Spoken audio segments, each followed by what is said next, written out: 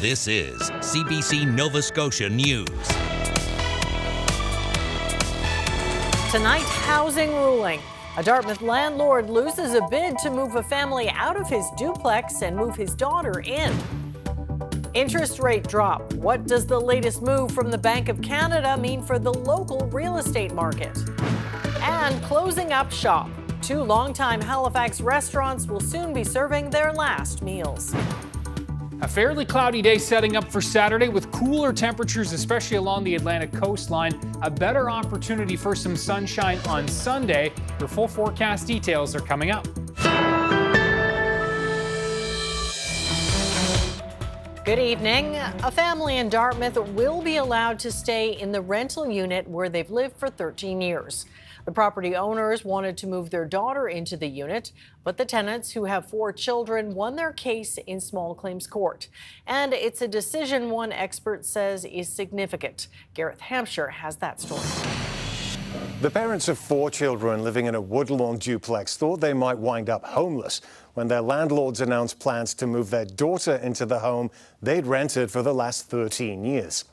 The case ended up in small claims court, and the result is a decision that could be a precedent-setting one for tenants in these kinds of disputes.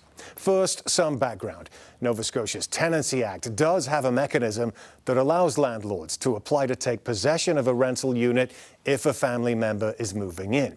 Now, that system does not track how many landlords apply.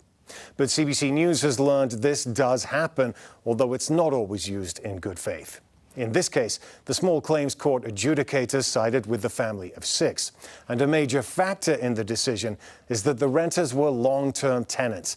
That's a key finding, according to one expert, because it gives the family security of tenancy. It sends a message that your tenure is important, that we recognize the security of tenure is important, that we are in a housing crisis, and that we need to take the housing crisis into account when making these kinds of decisions.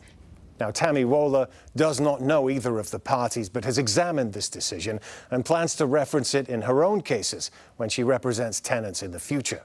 Carlo and Loretta Simmons are the owners of this duplex, and the hearing heard about how they've always planned to transfer this property to their daughter. And the adjudicator agreed their intentions were in good faith. That's another one of the things that makes this case different, is that all the parties were praised for showing respect and being courteous. The adjudicator actually made a point of noting the Simmons are landlords who believe in making housing affordable. The rent they charge is $900 a month. This decision acknowledged they should have the option to use the property as they see fit. However, the adjudicator considered a range of factors, and in the end, those weighed in favor of not ending this tenancy, especially with no safe alternatives, the fact the family's close to schools and daycare, as well as friends and where the kids play sports. I spoke with Kristen Berglund, the tenant in this dispute. She says she's pleased with the decision. I also talked to the landlord, Carlo Simmons. He told me he's disappointed and now considering his options, but does not plan on increasing the rent. Gareth Hampshire, CBC News, Halifax. A Halifax nonprofit is building affordable housing for people who are homeless later in life. In 2021, almost 1 in 3 Canadians experiencing homelessness was a senior, more than double the percentage in 2005, according to federal data. To address that demographic, the Halifax Particular Council of the Society of St. Vincent de Paul is leading the construction of this 38-unit building on Brunswick Street. Ozanam Place is being built on land owned by the nonprofit. The building will be for people over the age of 50 and is expected to open early next year. To make it a transition as easy as possible for folks that are coming off the street, meaning they're long sight lines, softened edges, a lot of open spaces, so that folks aren't further traumatized by the environment they're moving into. The $15 million housing project is being funded through municipal, provincial, and federal governments. The building will be operated by the North End Community Health Centre. The Bank of Canada this week cut its key interest rate to 4.75%. And one Halifax realtor says she's already hearing from clients who are relieved by the rate drop. I mean, for my sellers, and it is listing season big time right now, they're really excited that this is going to sort of fuel their viewings and et cetera, and the interest in their properties. And I've definitely noticed a pickup even in a couple of days with some of my buyers that I feel were quite hesitant over the last 6 months, coming out, wanting viewings for the weekend. So I think it's really good news all around, and everyone's excited about it. And I'll talk to Halifax realtor Tanya Coble about what kind of inventory is available in the market right now. That's our newsmaker just after 6:30.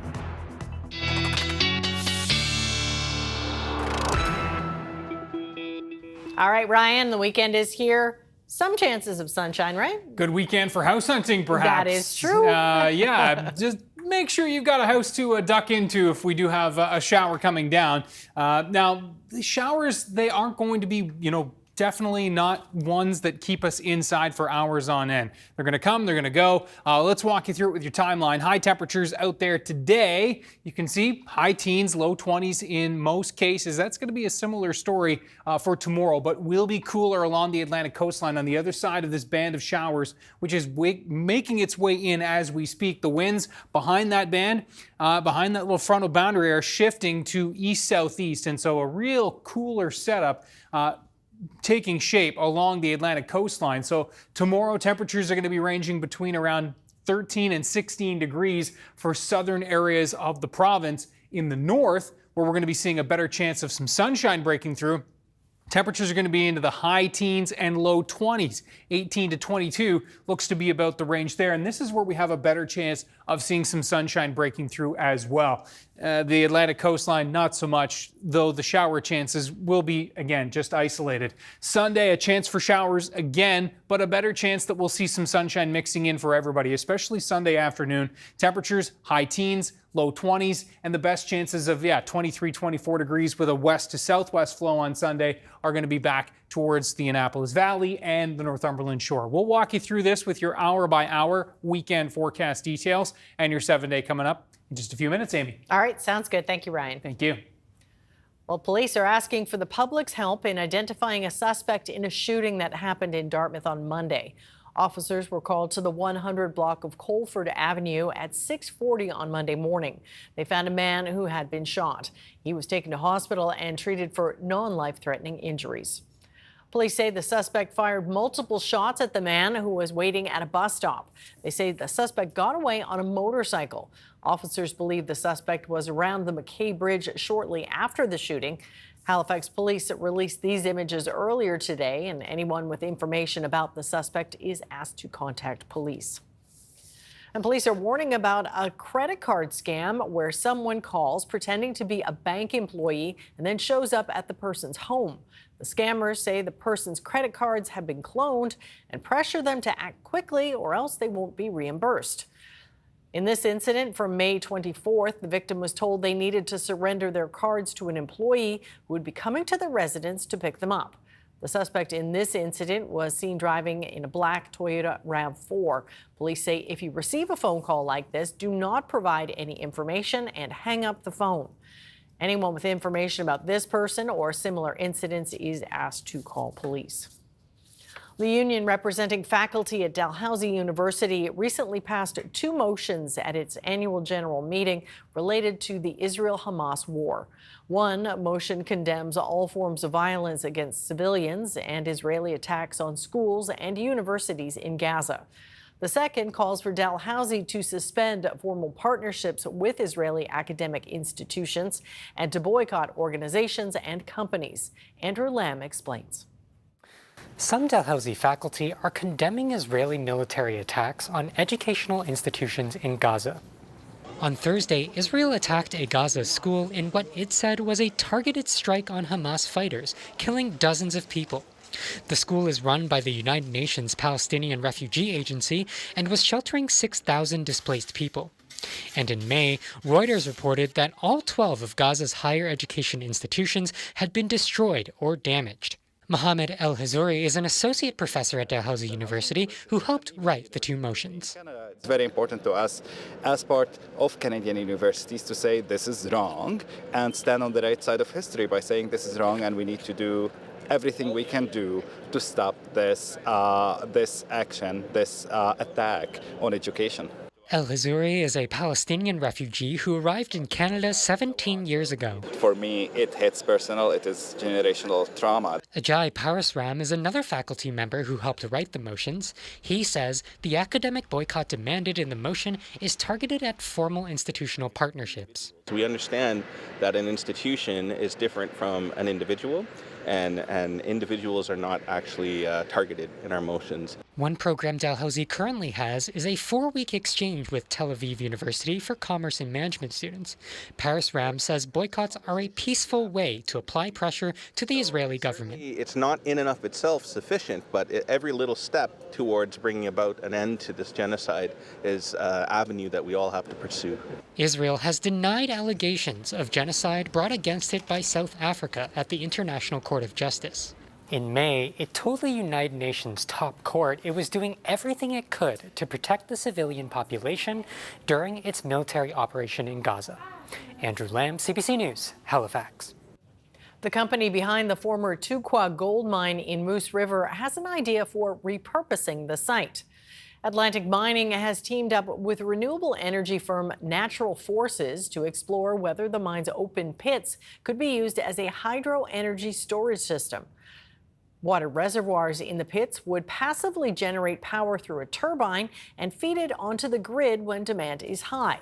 But the Ecology Action Centre is wary of the idea because of Atlantic Mining's track record. They were hit with 32 charges for breaking environmental laws while in operation.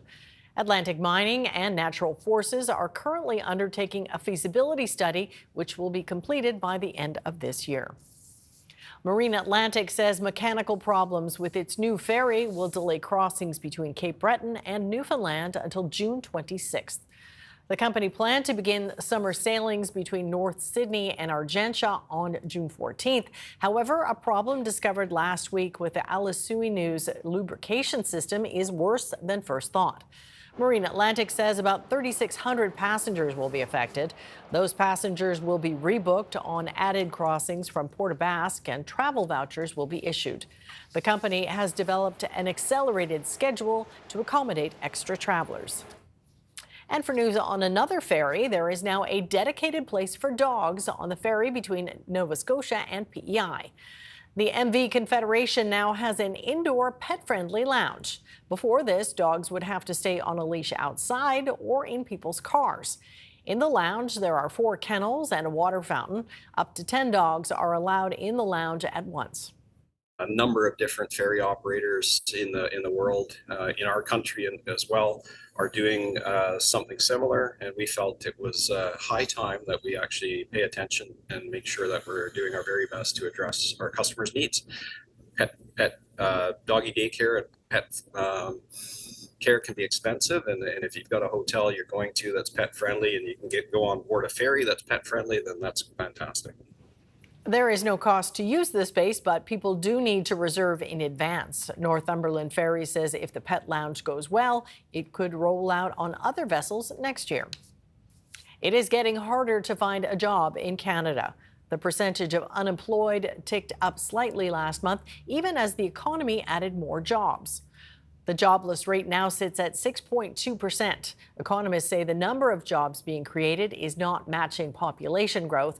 And they say many of the 27,000 new positions were part-time and in one province, Ontario. The report also noted that people aged 20 to 24 are having trouble finding work. Their employment rate is down nearly 2% from a year ago. 2 neighboring Halifax restaurants will be closing their doors later this year. The lease for Robie Street Station and El Chino's are up at the end of the summer. Jenna Banfield spoke to some of the longtime staff about a decade in the business. Georgie Milburn has been working at Robie Street Station for 10 years. It opened its doors in 2014 with neighboring snack bar El Chino's following 2 years later. Milburn says one of her favorite parts of the job has been getting to know some of their customers. We have regulars. I know people by name. I can spot them out on the street. We know people who have come in and they've been pregnant, and now the kids are like 4 or 5 and we know their orders. One of those regulars is Steph McNair, who was proposed to in El Chino. I came in and I was like excited to get a margarita, and then I just noticed something was a little different with my partner that evening, and I was like, what's going on? And then all of a sudden she brings out my ring and asked if I would be with her for, forever. Kaylee Burns is the owner of the two restaurants. Burns says she was told the building will eventually be demolished with housing units put in its place, but she wasn't surprised by the news that they would have to close. So we always knew, we had a 10-year lease. There was no misguidings as to understanding that it was probably just going to be 10 years. Burns says they were offered a lease extension, but she turned it down to focus on her family. There's still a few months left for regulars, like Kelly Manning, to get in a few more bites. Manning says while she'll definitely miss the food, she'll miss the people more. The owners are incredible entrepreneurs. The food is fantastic. The location is amazing, and they'll just be so sorely missed. Burns says while they aren't looking at moving the restaurants, she is planning to release their recipes online. We wouldn't ever bring back Robie Street Station El Chino. We might still do dumplings down the road for people at home and whatnot. It's all just kind of ideas that have been thrown around at this point. But I think if we were to come back with a real bricks and mortar, it would be something new. Robie Street Station is set to close on September 2nd, and El Chino's will close August 31st. Jenna Banfield, CBC News, Halifax. Coming up, a nationwide strike for 9,000 Canada Border Service employees is now on hold as mediation continues. And campus chaos at McGill University. Police used tear gas to crack down on pro-Palestinian protesters. That's a nice view on this Friday. Ryan is back with his weather forecast. We'll see you in just a few minutes.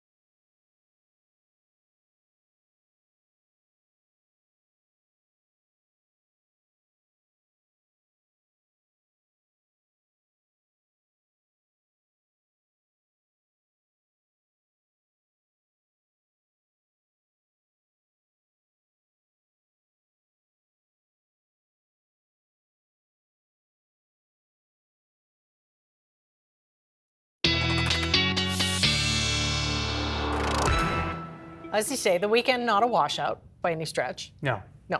But showers Yeah. are going to be on the menu. And it's, it's a really different weekend depending on where you are. So, the Atlantic coastline tomorrow is not going to be an ideal day. It's going to be pretty overcast. The fog patches in the morning will retreat, but then the clouds pretty capped with some drizzle. But the valley and the North Shore will clear out quite nicely. Okay. And we'll all get a better taste of some sun, I think, on Sunday. Let's walk you through the timeline. First, let's show you our webcam shot from this evening. This from Lower Truro and the Fundy discovery site there. And you can see, clouds building in. Certainly since I loaded this webcam into the show a couple of minutes ago, you can see that cloud on the left side of your screen rolling in there. And it is certainly an increasing cloud type story there now with temperatures around 22 degrees. And temperatures 22 at Parsboro as well. That looks to be our last lingering hot spot. 21 at Amherst, and as you can see there, 20 at Shetticamp as well. And the Atlantic coastline has already cooled down with that easterly wind, and that is really going to be the case. The southeasterly wind, rather, is going to be the case throughout the day tomorrow, particularly for the Halifax area and the eastern shore. And this is where we'll see that wind just kind of blowing in, keeping things, a little cool, no doubt. Showers rolling up into the Cobequid Bay area. Again, just showed you that webcam showing those increasing clouds starting to roll in, and maybe a few sprinkles there over the next couple of minutes. A weak low passing to the south of Newfoundland, but this is what we're going to be watching this weekend. So this low spinning around, and we're just going to see these bands of moisture kind of tracking in. The first one is tracking in as we speak. And then we'll be watching some following bands throughout the weekend. We talked about the heat yesterday, 42 Vegas, 43 in Phoenix, still very, very hot in the U.S. Southwest right now. Nowhere near those temperatures tonight, thankfully, and we can see those winds will be light, but in from the east tonight, temperatures ranging from 11 to 14, 15 degrees for the mainland, 6 to 8 degrees across Cape Breton. And those clouds and the low-level cloud and fog really thickening up through tonight. Some drizzle chances along the Atlantic coastline. Isolated shower chances, as you can see here, tomorrow. The better chances are going to be in New Brunswick, but we'll run the risk here across Nova Scotia as well. And I think we will see those sun breaks for the northern parts of the province more so than what it is showing here. And Cape Breton as well with some sunny breaks tomorrow, but variable temperatures ranging from 15 to 20 degrees. A nice setup for Port Hood up through Mabu and into the Shetticamp and Inverness area. That's going to be high teens, and also in and around the Bredor Lakes as well. Antigonish and back into Pictou and Tatamagouche across to Amherst and Parsboro. Again, temps into the 20s here as well. But looking at those isolated shower chances more so into the afternoon. 12 right along the coastline, maybe even cooler if your feet are in the water because the water temperature is 10 degrees. Fog likely lingering right along parts of the coast, 15 inland, and then drive up towards Windsor, and we're into the 18 range and into the 20s through the valley tomorrow and down through Kedzie as well. Looking at, again, a bit of a southwest flow developing here, Yarmouth and Shelburne and Liverpool, so temps into the teens there as well. So let's walk you through Saturday night where we'll see some isolated shower chances as well into early Sunday. So we could see a shower in the morning, but the better chance of showers on Sunday is going to be later afternoon. Sun, cloud, you can see breaking through here. Temperatures with a west to southwest flow are going to be more widespread, high teens and low 20s, just a more favorable flow. And then late afternoon into the evening is when we'll really increase the chances for those showers on Sunday. And there are those temperatures once again. Yarmouth 17, but inland will be into the 20s. And you can see widespread 20s across the board. And then those showers, that band of showers will work its way out. Monday, that low still lingering. It's pesky. It's blocked. We got a blocking high set up again. And so that low has nowhere to go. And so it will sit and spin and keep us unsettled Monday and even into Tuesday, though temperatures will remain quite mild. It does look like we'll see, again, some opportunities for some showers. The system passing to our east Wednesday into Thursday may clip us. That's still a little bit uncertain. But, we hope that all this will mean that things will be greening up a little bit more and the fire risk will stay on the relatively low side. But do be careful. If you're out this weekend, make sure you do check that burn ban website, Amy. Yes, that's very important. All right. Thank you, Ryan. Thank you. Up next, the Bank of Canada dropped its key interest rate this week. I'll talk to Halifax realtor Tanya Colbo about the impact of the rate cut on the local housing market. That's our newsmaker. Stay with us. You are watching CBC Nova Scotia News.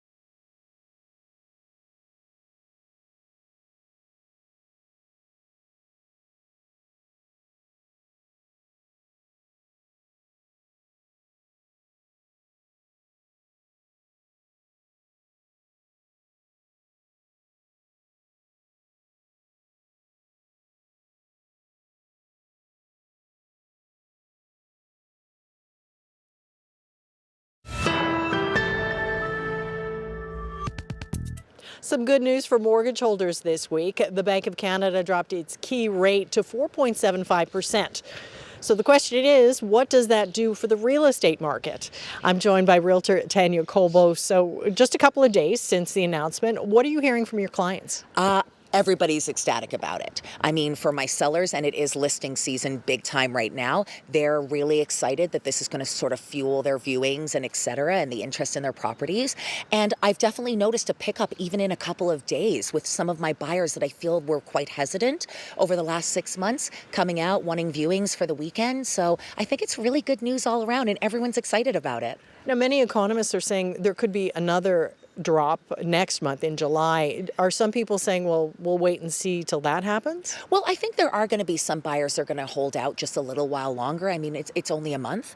We don't know for sure that there is going to be a drop, but it's highly predicted. So it'll be interesting to see how that drop, if there is one, fuels the summer market, which tends to be a little bit slower, and the fall market. Well, how has the spring market been? It's been a very interesting year. You know, we've been talking about it at a lot of our sales meetings that in a lot of ways, buyer-wise, we're seeing a lot of hesitancy this year. We're seeing buyers feeling a little bit more overwhelmed, competing, especially if you're in that first-time home buyer price point. Which is still pretty competitive, but definitely not 2021 competitive. So we're happy about that. But it'll be interesting to see what this summer and this fall bring. I mean, I definitely have noticed that sellers, like listings, are through the roof as per usual, but definitely a lot of agents have commented to me that buyer-wise, just still a lot of hesitancy and a lot of worry about should I even bother offering? Is it going to be too competitive? Even though it's definitely not as competitive as it's been over the years. So they sort of got scared off by the frenzy we saw a couple of years ago. I think so, yeah. And I mean, just with the interest rates kind of going up and then down, and I think buyers, especially in that first-time bracket, are really thinking ahead and thinking about what are these rates going to mean for me later? Is it worth the wait to wait another month to see what happens? I think that they're just really putting a lot of thought into the process, and that's a good thing. Well, where is the market in terms of inventory? So right now we're just under 2.5 months, and we determine whether it's a buyer or seller market by months of inventory. So right now we're still in a seller's market. A buyer's market, we're looking at 6 months or more. So still definitely a seller's market, but it's been creeping up. So it's interesting. It's going to be interesting to see what happens in the summer and the fall. Of course, during the pandemic, we saw that real push in demand. A lot of people decided they could work remotely here in Nova Scotia, bought up a lot of properties. Have you seen a shift since then? I do a lot of relocations.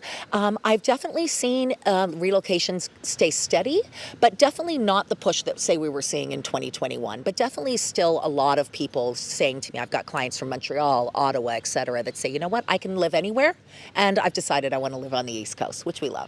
Are there any neighborhoods that you are seeing a lot of movement in, maybe outside of the peninsula? I think it's not even so much neighborhoods, it's really price points. That's really what's determining things right now. So those neighborhoods like, say, Spryfield, and neighborhoods where prices are still quite affordable, and especially because of the size of the homes, they're the perfect size for that starter home.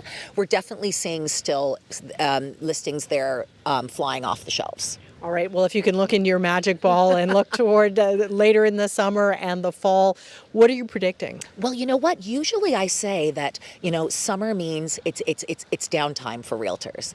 And I don't think that's necessarily going to be the case this year. I think that with the interest rate drop, I think we're going to see a pretty steady summer this year, which is not usually common in the summer. And then into the fall, what do you think? Well, I mean, the fall market's just the fall market, so we're always expecting that to be a busy time. All right. Well, thank you so much for walking us through it. We appreciate it. It's always a pleasure, Amy. Thanks for having me. Coming up, can Edmonton break Canada's 31-year Stanley Cup drought? The Oilers prepare for the start of the Cup Final.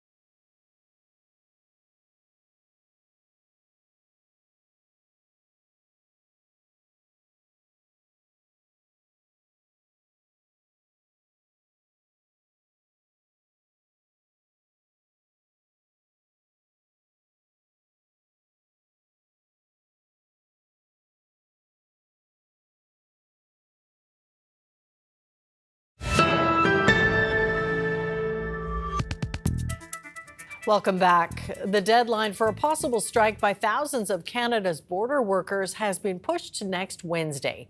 Meanwhile, mediation efforts on a new contract will continue. The workers were set to strike this afternoon. The union says key issues include pay parity with other law enforcement agencies, remote work options, and pension benefits. 90% of Canada Border Service Agency workers cannot technically strike because they're deemed essential workers, but they can work to rule, which could cause delays at border crossings and airports. In Montreal, pro-Palestinian demonstrators briefly occupied an administration building last night at McGill University until police moved in to clear them out. Officers in riot gear used tear gas and tore down barricades. They arrested 13 people for breaking and entering and 2 people for interfering with police. Protesters who occupied the building were calling on the university to cut ties with Israel. Today, the encampment at McGill is still in place. The university says it supports the right to freedom of expression, but condemns what it calls, quote, the use of intimidating, aggressive, harassing, or illegal tactics, such as those seen yesterday. Attention shifted to the present today as celebrations marking the 80th anniversary of D-Day wound down in France. Western leaders drew parallels between the fight against the Nazis in 1944 to Ukraine's current war with Russia. Chris Brown has that story. 80 years ago on D-Day, the steep French cliffs Joe Biden looked down were scaled by a team of U.S. Rangers who daringly took out a German machine gun nest. As Biden invoked their memory, he said the U.S. must not now waver at fighting aggression in Europe. They're not asking us to scale these cliffs, but they're asking us to stay true to what America stands for. Biden didn't explicitly mention Donald Trump, but the speech appeared designed to contrast their differences. Biden has said Trump is a threat to democracy, yet he said the U.S. soldiers who came ashore in France felt it was worth dying for. They stood against Hitler's aggression. Does anyone doubt that they would want America to stand up against Putin's aggression here in Europe today? The U.S.'s commitment to defending Europe has been doubted, especially after Congress took months to pass an assistance bill for Ukraine. Meeting earlier with Vladimir Zelensky, Biden apologized. I'm not going to walk away from you. I apologize for those weeks of not knowing what's going to happen in terms of funding. It's very important that in this unity, United States, America, all American people stay with Ukraine, like it was during World War II. At the same time, Russia's Vladimir Putin was at an economic event in St. Petersburg, pushing his counter-narrative that U.S. influence is declining and that Russia has the staying power to triumph against Ukraine. Since the beginning of the year, more than 160,000 people have come to enlistment offices and signed contracts, he claimed. While in France, Zelensky has been lauded by veterans as the man of this generation who's saving Europe. Despite the upbeat symbolism and evocative speeches, though, in its war with Russia, Ukraine remains outmanned and outgunned. Chris Brown, CBC News, London. Today also saw some of the final events marking the 80th anniversary of D-Day, including 2 events honoring Canadians. The CBC's Julia Wong was there. There were some poignant moments at a ceremony to mark the special relationship between Canada and France. Hundreds of people gathered at Le Jardin des Canadiens at a war museum in Cannes. Here there is a memorial garden on the grounds of the War Museum, and there's a wall that lists the names of more than 120 towns and communities that were liberated by Canadians. Today, a plaque was unveiled listing more than 90 other names of towns and communities that were also liberated by the Canadians. You could really get a sense of the gratitude and appreciation from those here in the crowd, and you could see that as the mayors of those new towns and communities on that plaque laid roses at the memorial garden. And then later on, when there was a playing of O Canada, those in the crowd sang the anthem in French.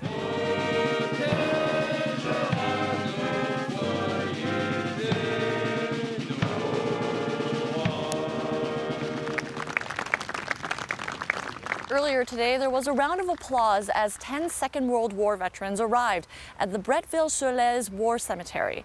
Some were able to walk in on their own, others were pushed on wheelchairs by loved ones. There are more than 2,800 people who are buried at this cemetery, the majority of them Canadian. And when you're there and you see the rows and rows of headstones, you really get a sense of the scale of loss that Canada suffered. Now, one of those veterans was 100-year-old Lieutenant General Richard Romer, and he was 19 years old when he landed on Juno Beach on D-Day. When he got to the cemetery, he made a point to head straight away to a headstone to pay his respects. And later on, he spoke about what it meant to be back at that cemetery. All of the people here who are as old as I and as veterans are here for the purpose of remembering their comrades who are in this graveyard. I have several. It's a long time ago, but it's important for people like me to attempt to come and pay respects to them. The group of veterans have one more event on Saturday, and then they fly back to Canada on Sunday. Julia Wong, CBC News, Caen, France. A shocking case of child neglect in Eastern Ontario has left a community with many lingering questions. Last week, first responders found a baby dead inside a home. Police say the infant was abandoned along with a toddler who survived the ordeal. Felice Chin has more on the family's troubled history and what this tragedy reveals about the gaps in child protection. But first, a warning. Details in this story are disturbing. Behind the scenic Ontario waterfront, unimaginable tragedy. In downtown Kingston, authorities found two young boys inside an apartment, alone, without their parents, in squalid conditions. The youngest, not quite 8 months old, was dead. His brother, 3 years old, was severely dehydrated.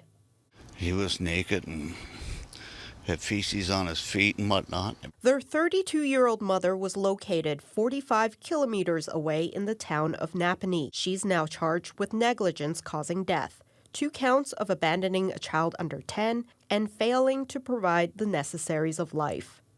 The father spoke to CBC News. We aren't identifying him to protect the identity of the children. I was nauseous. I couldn't understand why she would do anything like this. He and his ex were living apart. They have 4 other children who were removed by Children's Services in the past. I was under the impression they were being well taken care of. But neighbors disagree. There's quite a few of us in this building that called Children's Aid and told them what was going on. Oh, well, we'll go and look into it. They come and say, okay, he's not screaming, so we'll leave. Court records obtained by CBC News show a pattern of family dysfunction that dates back nearly a decade. The father has been charged 3 times for allegedly assaulting his ex. He was acquitted in 2017. The second charge in 2020 was withdrawn after he agreed to stay away from her. Then, in 2023, he was found guilty. He disputes all of the charges. She has a history of calling the police just to get me out of the house. In a statement, the local Children's Aid said it is, quote, aware of a tragedy having occurred in our community, and we offer our heartfelt condolences to all those impacted. The surviving 3-year-old is expected to recover physically, but his father says the boy can't understand what happened to his baby brother. He believed his brother was just sleeping. Felice Chin, CBC News, Ottawa. Well, it's a big day tomorrow for people who were adopted in Quebec. They'll now be able to apply to learn the names of their biological parents. Kwabena Oduro reports. When Liz Luxton was 18, she found out the man she thought was her father wasn't. I cried an awful lot, as you can imagine, and I had way more questions than answers at that time, and still do. Since then, the 44-year-old has spent thousands of dollars trying to find her biological father. My mother is somebody who, unfortunately, for her own reasons, and I don't know them or understand them, will not tell me who my biological father is. Since her stepfather legally adopted her, changes to Quebec's adoption laws will make it easier for her to find her biological father. Starting June 8th, Quebec will allow anyone adopted in the province to request the name of their biological parents, even if the parents don't want their identity revealed. But there will be no forced reunions for parents who don't want to meet their child. I feel like this new law is giving my mother an opportunity to tell me something she can't tell me.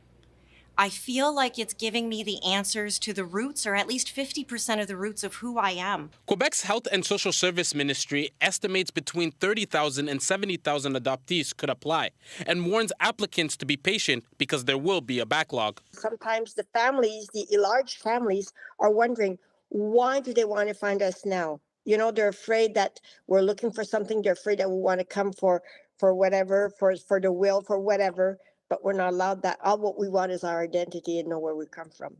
Advocates say Quebec is playing catch-up with most provinces in the country, except for Ontario, where a bill which would allow next-generation adoptees to find out more information about their biological parents is still waiting to be passed. Ronnie Pitt doesn't know anything about her father, except that he passed away in 1987. In my case, I'm 60. If Ontario doesn't pass anything soon, I might not be here, and that means none of my descendants can have my late father's information. So it will be gone forever. Adoptees from Quebec living outside the province will also be eligible to apply. Cubino Duro, CBC News, Montreal. An Alberta woman has emerged from a painful divorce with a law degree. She plans to use her new credentials to help other South Asian women overcome the challenges involved with leaving troubled marriages. Tyreek Reed has more. As Saba Ahmed walks across the stage at the University of Saskatchewan, a voice from the audience.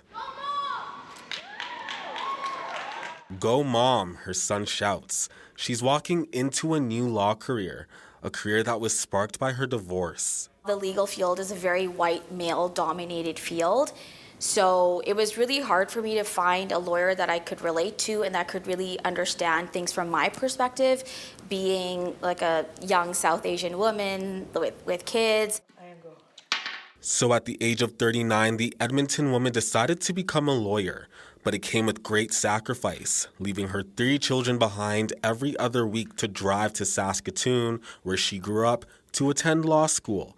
Also, she could give other women the support she says wasn't always offered to her. It would be easier for them to be able to relate to someone that perhaps looks like them or has had the same experiences as them, because again, it's very hard to find support because nobody really understands or has had the courage to leave these type of situations. Ahmed says leaving a marriage can be looked down upon by members of the South Asian community, but it was her family that stood by her and showed the most support. I feel very proud that she did it, and I really hats off to her with her dedication. I mean, it was not an easy journey. It was very difficult. Now, 3 years and many 5-hour drives later, she finally has a law degree, something she didn't always think would happen.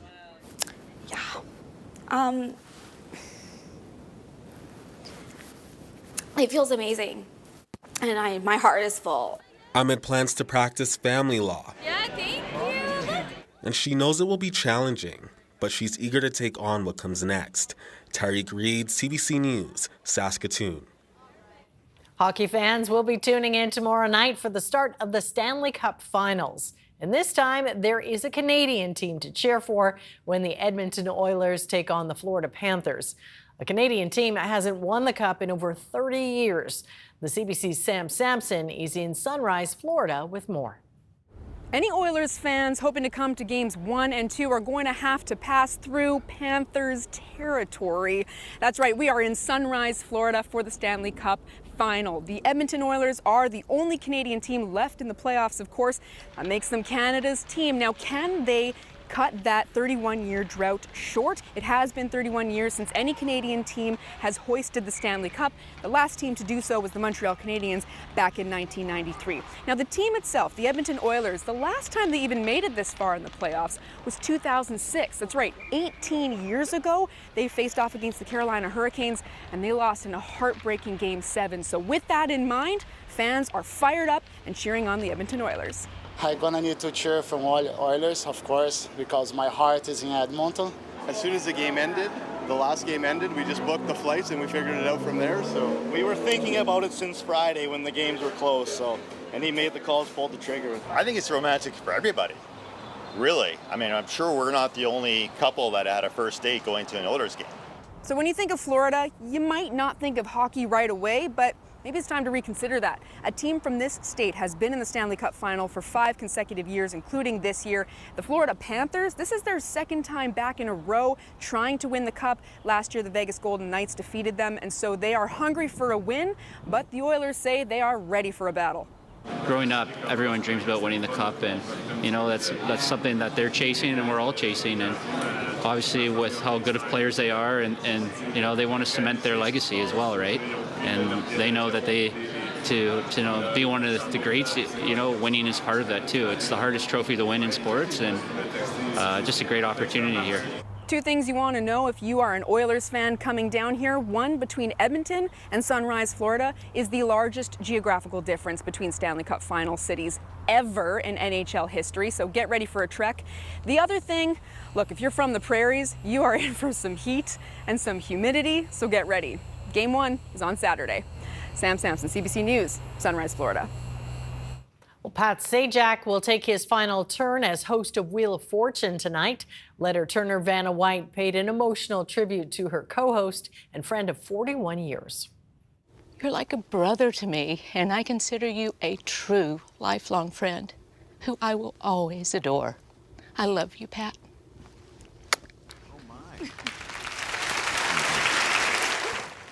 After 8,000 episodes and countless spins of the wheel, Sajak thanked viewers for allowing him into their homes night after night, year after year.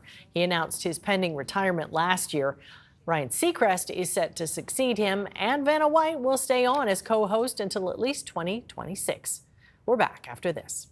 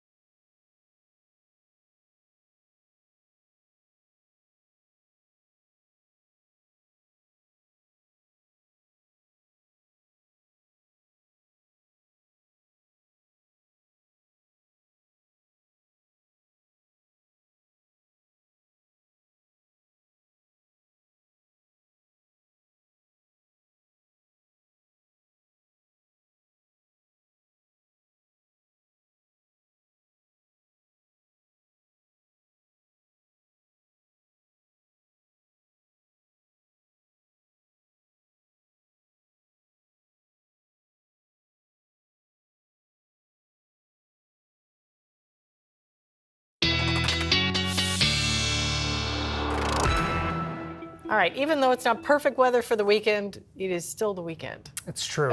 And this weekend, yes, some sun, some showers, maybe a good weekend for spotting one of these as we look at our viewer picture of the day. I'm intrigued now. Right? Zooming in. Suspense. Hurdle Lake, Joy, always sharing some great pics. Yes, of course. Can't Right. have a rainbow without rain, can Right? you? Exactly. Joy, beautiful picture, and just a little bit of a double rainbow going on there. Oh, I see it, yeah. Toward the but left look how side. it's right in the trees, too. Yeah. Very cool. Really, really nice pick. Thanks to Joy for sharing Ryan's picks at cbc.ca. So we do have, again, some pretty coolish for this time of year temperatures along the Atlantic coastline with that southeast wind tomorrow. Winds becoming southwest into the afternoon, especially for Yarmouth and up through the valley. That'll help to punch in some drier air, and that's really where we're going to have our best chances for some sunshine tomorrow. Will be through the valley, but can't rule it out from Truro up towards the Northumberland shore. And I should say also good chance of some sunshine breaking through across Cape Breton tomorrow, especially on the Inverness side, away from that southeast flow. And then for Sunday, definitely a more widespread warmth and a more widespread chance that we'll get into some of those sunny periods throughout the day. Isolated shower chances early in the morning, and then it looks like more towards the mid to late afternoon, especially for western areas of the province. As we said, we'll be watching for that, and also then carrying through into Monday with another risk of some showers, isolated in nature. Tuesday, a bit of a break. Some showers for mid next week, but that's a long one. It sure is. All right, are you hungry? Yeah. Well, an ice cream shop in London is getting a jump start on summer by offering up its unconventional lineup of flavors. The most popular, and one which in fact we brought back from last year, is the Kikkoman soy sauce, which people were very dubious about until they tasted it, and it's the most delicious ice cream. It tastes like sesame seeds. All right, Ryan, if soy sauce is making you think twice about lining up for a scoop, they also have malt vinegar, Perello olive, and Heinz baked beans flavor. Oh boy, this is the third year the ice cream project is bringing its adventurous list to the public. Most of the ice creams and sorbets are inspired by well-known brands found in British kitchen cupboards. The baked beans one, no, definitely strawberry, not. I think. All right, that's it for us. Thanks for watching. Have a great weekend. Good night.